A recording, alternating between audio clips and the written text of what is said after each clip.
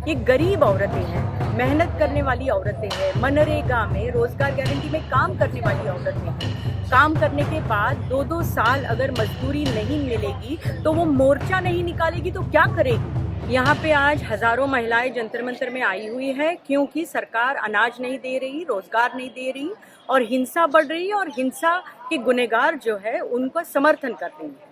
ये सरकार लगातार देश में दमन की राजनीति कर रही है, नफरत के आधार पर देश को चला रही है। हिंदू मुसलमान का मामला है, मंदिर मस्जिद का मामला है, जात पात धर्म का मामला है, वो इसका इस्तेमाल करके लोगों को गुमराह कर रही है। तो देश बेचने की राजनीति और देश बांटने की राजनीति, इसमें औरतों की जिंदगी सबसे असुरक्षित हो रही है।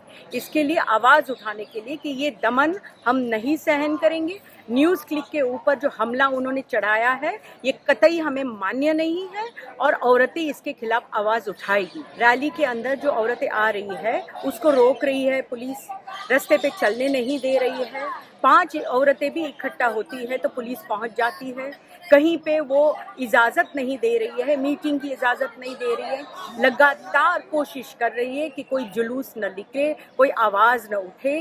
कंटिन्यूस हमारी औरतें मीटिंग लेती है तो उसको अरेस्ट करने आ जाती है। ये लगातार हो रहा है। तो इस तरह से पुलिस और सरकार मिलकर केस लगा देते हैं औरतों पे, बार बार कोर्ट जाना पड़ता है। ये गरीब औरतें हैं, मेहनत करने वाली औरतें हैं, मनरेगा में रोजगार गारंटी में काम करने वाली औरतें हैं।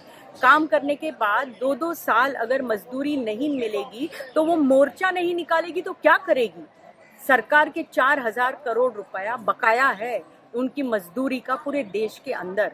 अदानी का कर्जा माफ कर रही है और गरीब औरतों का बकाया नहीं दे रही है। ये लूट करने वाली सरकार नहीं चलेगी, इसलिए चलो दिल्ली का ऐलान महिलाओं ने किया है। सबसे पहले राशन व्यवस्था का सार्वत्रिकीकरण होना चाहिए, सभी जगह पे सस्ता अनाज देना चाहिए जो उन्होंने बंद कर दिया।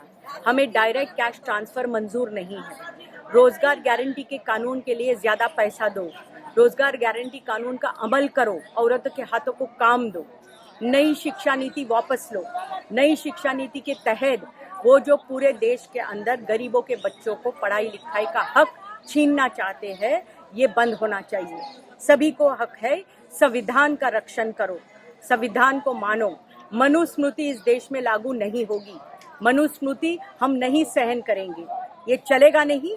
औरतों को इज्जत से, बराबरी के अधिकार से अपनी जिंदगी जीने का अधिकार है, ये सरकार को देना होगा। हिंसा के ऊपर गुनहगारों को समर्थन करना, गुनहगारों को बचाना बंद करो। बिल्किस बानो के गुनहगारों को फिर से जेल में डालो, ये हमारी मांग है।